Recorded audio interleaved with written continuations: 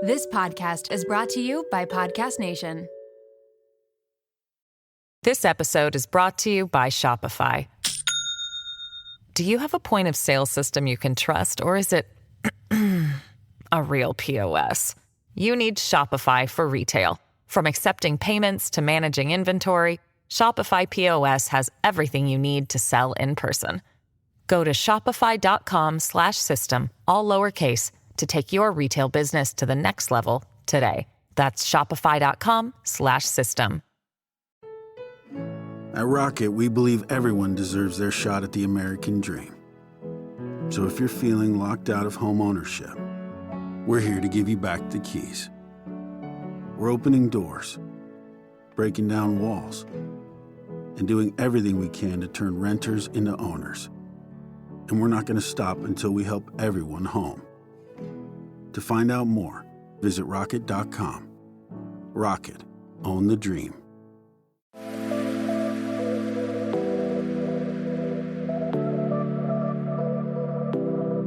Welcome to Nirvana Sisters podcast, where we take the intimidation out of well-being and beauty to help you achieve your highest state, your nirvana. We are sisters-in-law and your hosts. I'm Amy Sherman. And I'm Katie Chandler. So let's get into some real conversation.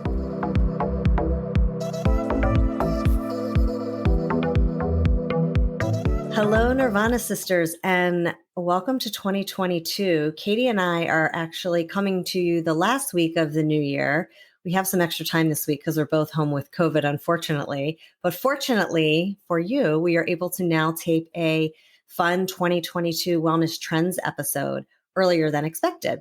So with that being said, it's been quite a winter break for Katie and I. So we're going to just start with our Nirvana of the day, week. Katie, I'll hand it to you. Thanks, Amy. Well, Happy New Year, family. It's great to be back. We missed producing for you guys and everything, but we needed a little bit of a break. So we are excited to come to you with new and fun content in the new year. So my Nirvana, I think this week has, like Amy said, we have COVID circulating in our entire family. We've all pretty much taken a turn, and it's forced us to quarantine. And as dull and as boring as that can get, it's actually, it's done like the same thing that it did when the world shut down a year ago. We've just really been focusing on family togetherness with my kids and my husband, and we're cooking together and we're playing together and we're watching movies together. And we're really, there's no distractions, essentially. So that has been my Nirvana. We've all been really present and focused with each other. It's been great. What about you, Amy? Awesome. Yes, I would say that. And I would also say that I've been watching a lot of TV and binging on a lot of shows and like laying in bed with coffee and watching TV uninterrupted, which is like amazing. So that's been nice just to like have some downtime and also some time to myself to just like literally do nothing and space out on TV and shows. So that's been fun. So getting into our 2022 trends. So Katie and I have been doing some researching over the last few weeks, and there's a lot of new trends, Katie, I'm sure you've read too, coming into 2022. I picked a few that I particularly liked and wanted to talk about, and also some ones that I think are appropriate to our show because we have some guests coming up that tie in with our trends. And so I can start if you want me to do the first one I found. Yeah, let's hear it. I'm excited. Okay, so I was reading through the Well and Good's Wellness Trends report, and one of the things that popped, not surprising, is at-home beauty tools and devices. So we talked about this a bunch last year. I know we had our Shelley Marshall episode. We've had 2 episodes with her, our resident beauty shaman, and we talked about microcurrent devices, specifically the NuFace. But essentially what I was reading in the Well and Good report was that LED masks, microcurrent devices, they've all, existed before 2020, but there's just going to be even more higher rates of use of this stuff because I think what they were saying is people got used to doing this stuff at home and were experimenting this through 2020 and 2021 since they couldn't see their facialist and take care of their skin as much as they would prior to. So there's going to be more use of this, and people, they called it a trend forecaster from WGSN termed it tech acceptance. So meaning that people are getting more comfortable with these kind of devices and doing it at home and mixing it still in with their estheticians, et cetera, but just more people are continuing to be using these devices. So I definitely agree with that. I've been trying to use mine more. One of the stats I found too, which I thought was interesting, is as of 2020, the global home use beauty device market was valued at approximately 9.5 billion in 2020. Wow. And according to this report by market research firm PNS Intelligence, it's expected to grow to nearly 90 billion in the next decade. So this is just a growing category that we'll continue to take a look at. I know one of the things that I have on my list to buy this year is a red light. I don't know. I guess there's this product called Juve that I've been reading about, and it's like red light therapy where you can get a small one for your desk, or people have large ones in their home. And I think it's something that you can stand in front of for like 5-10 minutes a day. And it has all the benefits of red light therapy. And it's funny because I remember in the show that we talked about algae with Catherine Arnst, and she had just come from doing her red light therapy, which she definitely mentioned as being a trend and something people are going to be really interested in. So I've been seeing a lot more about that. So I'm excited to research that and just overall more at-home stuff. Okay, moving on. What is your number 2 trend, Katie? Well, really quickly, I think also in regards to your trend, the at-home stuff, do you think also that there has been a hole filled in the market where they're making more of these at-home items that are just like maybe more readily available? They're not quite as expensive as maybe they were a couple of years ago. It's just more accessible to the consumer. I think it's more accessible. I think a lot of brands I've seen are like jumping into this space because it is so popular. But I think you have to be careful because I think there are some that are FDA approved and some that aren't. So I know that the new face that I bought from Shelly is FDA approved. So I feel good about this. I know that Juve is FDA approved. So I think you have to be careful which ones you buy to make sure that they're approved and they work. But yeah, I feel like more of this stuff on the market over the last year, and I'm sure it will continue to grow. Yeah, definitely.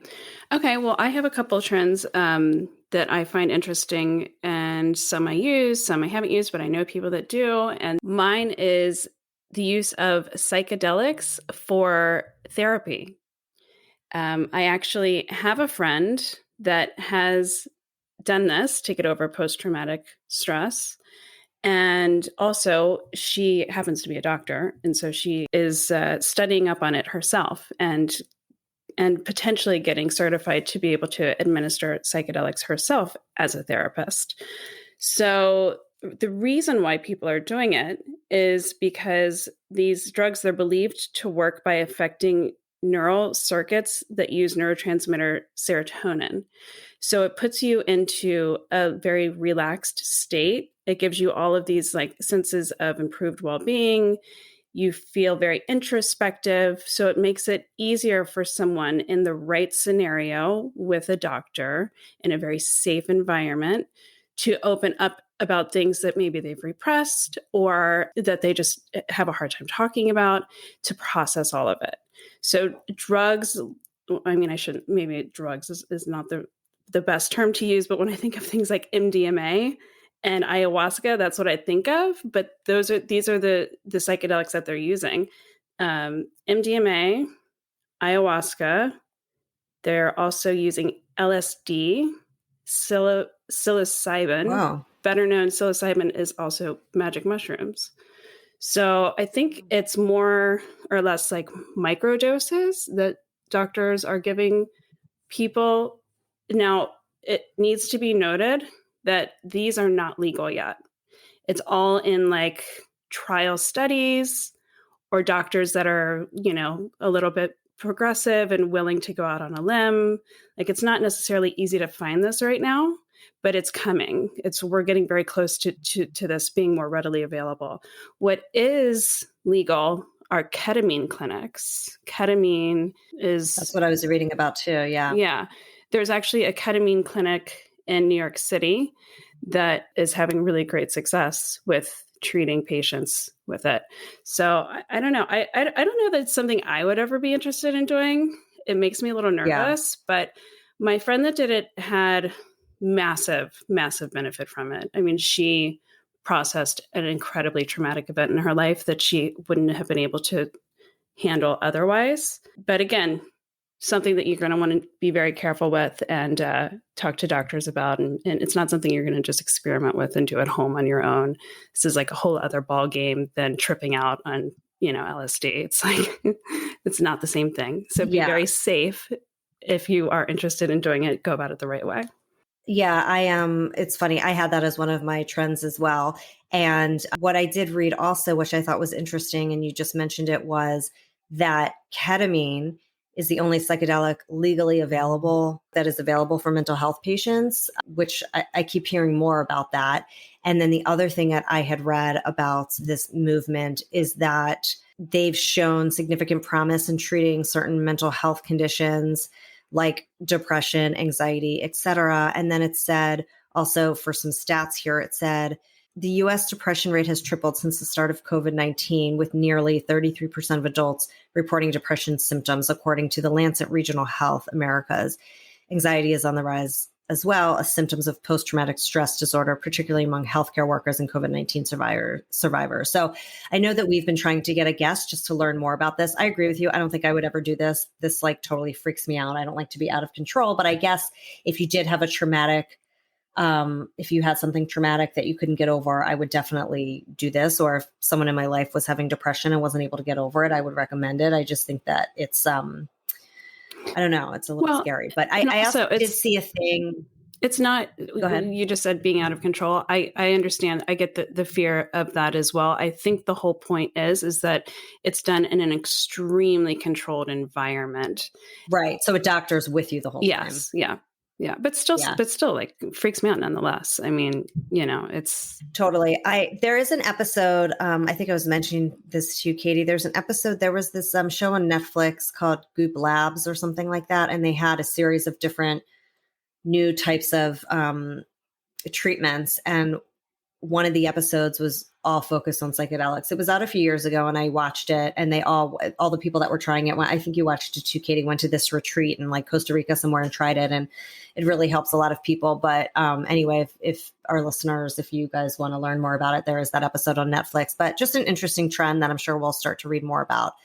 Moving on. Okay. One of the things that I read, there is a report from Pinterest every year called Pinterest Predicts, which I thought was really interesting and had like tons of different trends. So we'll put the link up because it's basically based on searches that people are looking for in Pinterest. So one of the trends that they labeled under wellness trends was called level up. And this is basically saying that Gen Z are looking for ways to raise their vibration and searching for spiritual awakening and even aura colors. So the searches that are trending here are how to raise your vibration, which is up 145%, how to protect your energy, which is up 60%, and frequency healing inquiries, which is up 35%. So this is a good segue because Katie and I interviewed someone named Athena Bari, which we're really excited to have that episode. I think it's going to be launching after this one. And she just launched a book called Raise Your Vibration. So it was good to see that this is something that people are interested in. So stay tuned for that. What other trends are you seeing, Katie? So this next trend is something that I do that I actually have to do it for my health. But at one point I had to go to the hospital for it. And now I can just go to a spa. It's IV therapy. So IV therapy, also the use of NAD IV therapy is becoming very trendy. It's very readily available. There is a spa near me called Restore Hyper Wellness.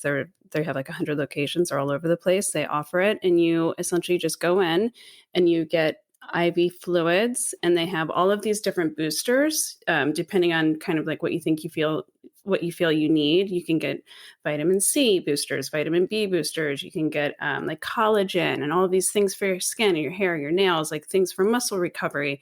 I do it just because of my Addison's disease. I go in and get fluids just to rehydrate. But I asked her, I said, how many people come in here to like get over a hangover? And she said, shockingly, that's not all we get. She said, we get a lot of people that are very health conscious, and they come in, they do it once a week because they want to feel great. They want to be hydrated, and they just want to be like starting their week out right. So that I find interesting because I literally used to have to go to the emergency room to get that done. And now I don't have to. So yay for that. But the other really cool thing though is that they're offering with the IV therapy is NAD IV therapy. NAD is a coenzyme. There's many benefits to it. It's helped people aid in addiction recovery. It reduces pain. It affects like inflammation and everything. It can improve your cognitive function. It can boost your energy. It can improve your athletic performance. It's good for weight management. It reverses signs of aging. It can also delay or prevent the onset of certain diseases. But it's much more, I don't want to use the word invasive. It's just a much bigger process than going in for IV therapy one afternoon like I do. What I do is I go to this place, they hook me up to an IV, I sit in a massage chair, and I look at Instagram for an hour. This, you're going in and you're there for the entire day, and you have to do like 3 or 4, visits with it, and it's incredibly expensive. But the nurse that did it, she told me that people come in, like if their health is deteriorating, maybe they're like have autoimmunity kicking in or something like that. This is a good way to potentially stop that and like do an overhaul in your body and become healthy again. Yeah, I think I just heard a podcast about this. I think it was Skinny Confidential. Lauren and Michael Bostic were talking about this with these doctors, and they said I think he had done it and she wanted to do it. And he said he felt so incredible afterwards. I think it was the same thing. So yeah, that's interesting. And I have a Restore Wellness near me, which I've been meaning to go to. My friend Sherry goes all the time, and I've been wanting to go with her. I just haven't had a chance, but it's right around the corner for me. So I definitely want to try that and start incorporating that into my wellness this year, because I think that will really help to kind of keep your immunity up, especially now that we both have COVID. I think it's important to keep that. So that's awesome that it's near you and near me too. So yeah, we'll keep looking out for that. I've only done it once, and it was for a hangover when I was in Nashville.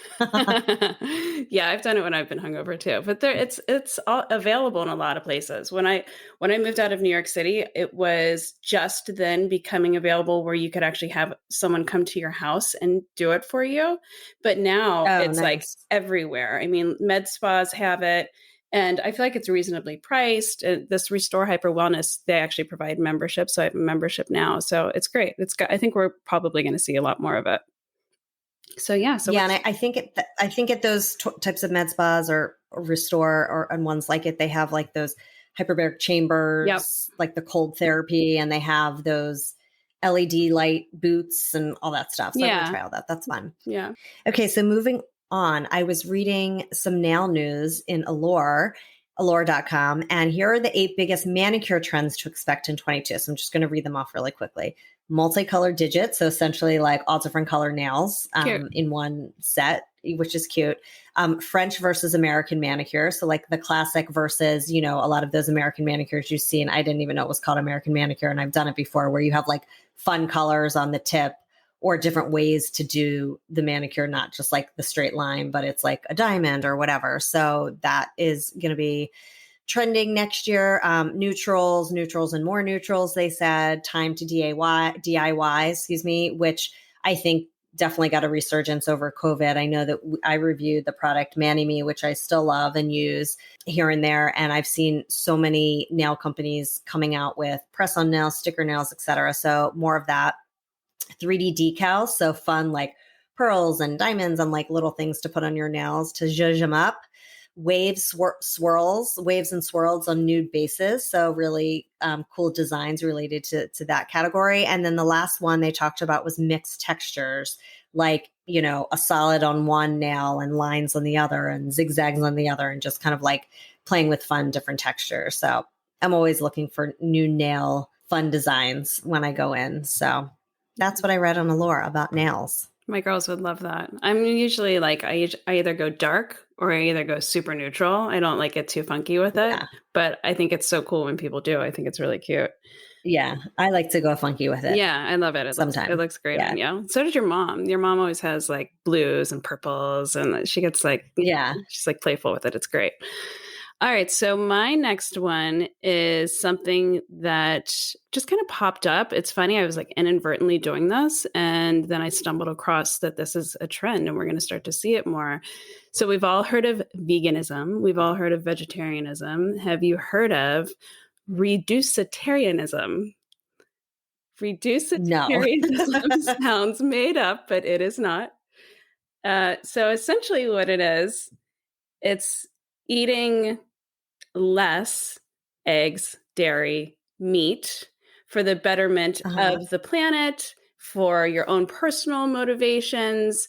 It's basically, people want to push being vegan and vegetarian for, the environment and reducing our carbon footprint and cleaner water and all of these amazing benefits that eating less meat, dairy, eggs would do for the world. But it's very daunting. A vegetarian or a vegan diet can really freak people out, right? I mean, who doesn't love a nice ribeye steak? I do. So this is a way that is really approachable to participate in, trying to improve the environment, reduce your carbon footprint, everything like that, without going the full Monty, without totally giving up all the eggs. If you eat eggs for breakfast every day, eat eggs for breakfast once or twice a week. If you put milk in your coffee and your cereal, put almond milk in your cereal. Just little minimal switches that could actually make a huge, huge difference. So this is just a small little way that you can contribute. And also it's good for you. We all know that eating more plants is really good for you. It fights diabetes, it fights cardiovascular issues, it's good for weight management. So yeah, I started doing it to help with COVID. I just cut back the amount of meat that I was eating in the last few days, just because I feel like I get inflammation when I eat too much of it. And the more plants I eat, the better I'm going to feel sooner rather than later. So that's inadvertently, I'm doing reducitarianism. Yeah, it's interesting that you say that, because I know we did that episode on plant-based diet, which was really educating about if you want to be plant-based, here's how to do it. But this is just kind of like a toe in the water to that, it sounds like. Yeah. So you're reducing it, which I think you and I probably do intuitively, but you're reducing it instead of not having it at all. So you still get a little bit of it, but you're thinking about ways to reduce it more so for the planet and your health, of course. But I know we talked about in that episode, Just Egg, which I just wanted to bring up again, because that's a great way to still have eggs, but it's not made from eggs. And so I know that company is kind of exploding right now. I've seen it all over the place since we talked about it. And they're also coming up with new technology. I think they have the egg products, but I think they're coming out with chicken. Oh, wow. But I know that they have some new innovations coming out in that space. So it's interesting to see all of these brands and companies coming out to help to embrace the plant-based lifestyle and reduce vegetarianism. So interesting. Okay. So the next one I think is relevant for all of us and a lot of women specifically. And it is called, this again is from the Pinterest Critics study that I read, and it's Finpowerment. So managing your money like a boss. In 2022, people will take money matters into their own hands as they set out on new journeys towards financial literacy. So millennials are driving the searches behind investment tips, financial education, and investment property for beginners. So investment tips was up 195% this year. Passive income tips were up 35%. Financial education was up 155%. Financial planning bullet journal was up 90%, and investment property for beginners was up 45%. So super important. We have someone coming on the show, Alana Fine, in a couple episodes that is going to talk all about Finpowerment. But I think it's interesting to see that this is a rising trend. I think obviously this category has always been important, but I think more and more it seems that younger millennials and people just coming into the workforce are not only looking to save money through their 401k, but they're looking for how can I invest? And there's all these apps now. People aren't using the traditional banking methods anymore. They're using all of these new apps. It's like Robinhood, and Katie, you were saying you were using one named Albert, but there's all these new ways to manage your money. And I think it's interesting that people are looking now for a lot more ways to not only diversify their income, but even make more money, side hustles, etc. So any thoughts on this one, Katie? Yeah, I mean, I think it's great. I think it's so empowering. I know as a young 20-something, I was never really taught money management from my parents. It was not really my dad's strong suit, like even my brothers and I, we all had to kind of learn that one on our own. So I found myself kind of leaning more towards my husband to take the reins on that. And then a couple years ago, I was sick of being in the dark. And I educated myself on all of our finances. And now, I can look into our portfolio whenever. And I know everything that's going on constantly. And it is so empowering. It makes such a huge difference. I think it's brilliant. I'm I'm very happy that the world is going in that direction instead of people just kind of flying by the seat of their pants, hoping that their paychecks are going to make ends meet and everything's going to be okay. So yeah, I think that's great. I'm excited to talk to this guest that's coming up about it. Yeah, it's interesting that you say that. I think growing up, we probably, I don't think we talked about like financial planning so much, but we did talk about managing money somewhat. But I think now it's much more open and relevant because Stu is always talking to the kids about different investments he's doing or different ways we're diversifying our money. We both talk about it. And I've been getting more educated as well. I mean, I've always been somewhat, financially savvy, but not in the way that Stu is. And he's taught me a lot, but I've also invested in a few companies myself this year and just in a way to teach myself how to do investing or how to follow companies or startups and different things. So yeah, I'm excited to learn more about this. Those are great trends and very exciting. And I am super pleased to say that we have a lot of guests that are going to touch on most of those topics actually that we just covered. So look forward to that. And yeah, Amy, you have one more. Yeah, I have one last trend. Just like I did a nail speed round, I'm going to do a beauty speed round. I did some researching here and I'm quoting a website called Pure Wow, which talked about 9 beauty trends that they're predicting are going to be big next year, according to the pros that they interview. So the first one is glitter. So glitter and shadow and makeup, that's still, I think that's been around, but I think more so that we're going to see more of that. Line lips. So this 90s inspired trend, like the well-defined lips. And it's funny because I've been looking at a lot of, I don't know, TikToks and Instagram reels lately of people using like a nude liner with a nude lipstick. And I actually just saw this yesterday and I wanted to get this Tom Ford lipstick because it was so pretty. And of course it's sold out, but that's definitely starting to trend. So like that lined lips with lipstick look. Double winged liner, which I've seen here and there. It's kind of cool. I don't know how into it I will be, but definitely fun to see and really creative looks people are using with double winged liner. Statement blush. So different ways to use blush, whether using it not just on your cheeks, but using it for contour. I also read about people using purple for blush. So people just playing around with a lot of blush, which I love. Peekaboo highlights. So people doing highlights, but more kind of like under their hair or on the bottoms, just fun little ways to put highlights in your hair. Modern day mullet, which I hate, but you're seeing celebrities kind of embrace this mullet look, which I think is, yeah, I've seen it. Like they were showing an example of Rihanna with some like mullet look, which I can't stand. But anyway, it was on the list.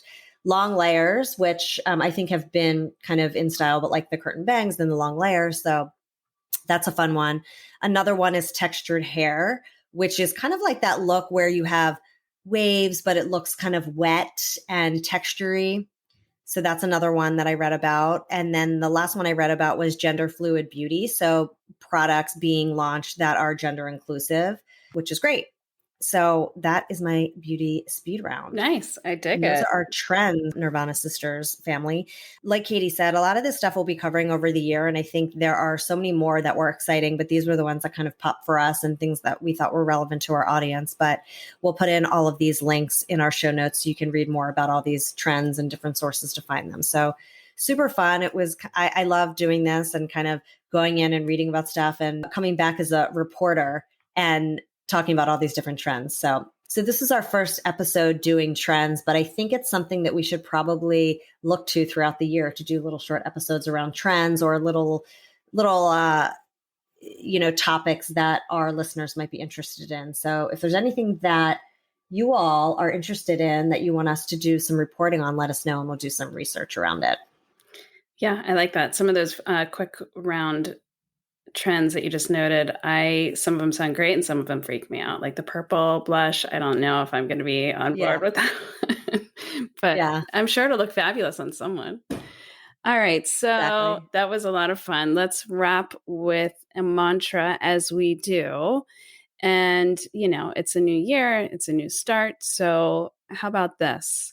Today is a fresh start. I welcome each positive opportunity with a thankful heart. I set my own pace, always moving forward. Even amongst chaos, I can find my own peace. And that was a few mantras in one, but I like it because, new year, new start, lots going on. So good one to remember. Yeah, that is a good one. And I think we're recording this the week after Christmas, right before New Year's. And I think that's always a week where I try to write goals and try to think about things I want to do for next year. So that's really relevant and good to remember. And hopefully you all enjoyed this episode, and we look forward to next week's episode. Thanks, everyone.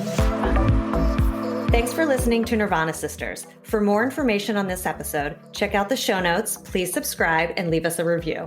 Also, find us on Instagram at Nirvana Sisters. If you loved what you just listened to or know someone that would, please share it and tag us. Tune in next week for a fresh new episode of Nirvana Sisters. We'll continue to watch out for all things wellness so you don't have to. Bye.